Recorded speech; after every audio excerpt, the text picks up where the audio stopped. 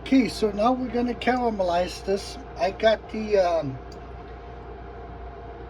tomato paste here ready. I got 1.5 cups of the red wine right here already, and I got my machine here, but I did a dry run with this, and actually the sugar I got is so fine it goes right through the strainer, so I don't really need it. We just have to wait now and see that we get some heat build up here. And I could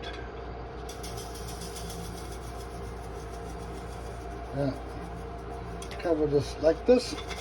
This is probably the easiest way of doing this.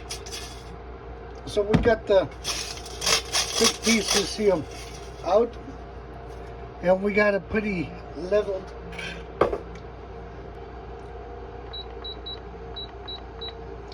We're on at 325 now.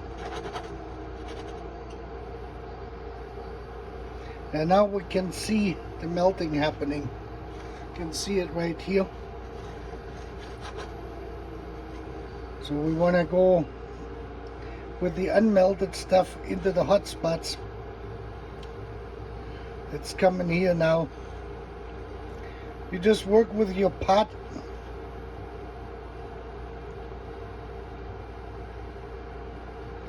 Probably made it a little bit too thick, but it is okay too. We got about just the right heat here to get this whole thing melted. As you can see, it's melting like ice basically. If you have never seen this before, but this is basically what that looks like.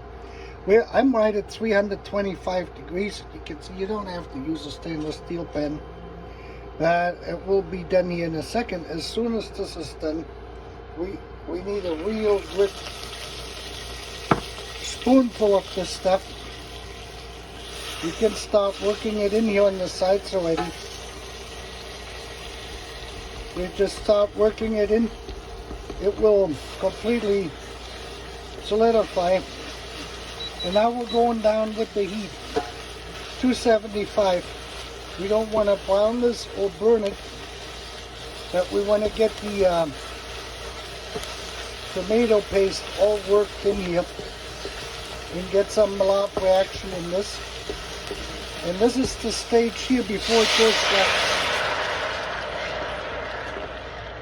We're putting in 1/2 cup.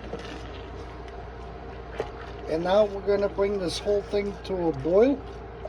So the important thing is that the sugar is melted at this point. So let me go back up to 300. Get the rest of the wine worked in here. So you need good 1.5 cups or 300 milliliters of wine. And now we're going to let that reduce. That's all there is to it. And you don't, the tricky part is to watch this, that the tomato paste and the sugar don't start to burn on you. Because it goes from that clear to that brownish color, and it goes to black very quickly. And then you have a burnt taste to the sauce. And that is the tricky part. So if you have never done it before, and you do it the first time, you probably want to use the powdered sugar, because it is easier. And if you make a real thin layer on it, then it melts easier on you.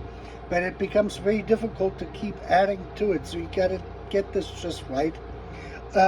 If you do this sauce 3-4 times or so, 5 times, you're gonna be really good at it, and it will be fine. I got a little bit more here out of my test tube. Put that in here. So there's really nothing to it. I will check back when we get thick enough. Okay, so we're getting now closer to this. You can see this when I start moving through with the spoon. We're leaving like a trail in here. And we're pretty close, and we got to take this immediately off the heat here once we get this ready. And you can see this here. Now we're moving through. This is what we wanted, and this is finished. When we're here at this result, when you see this, that's it. And immediately off the fire.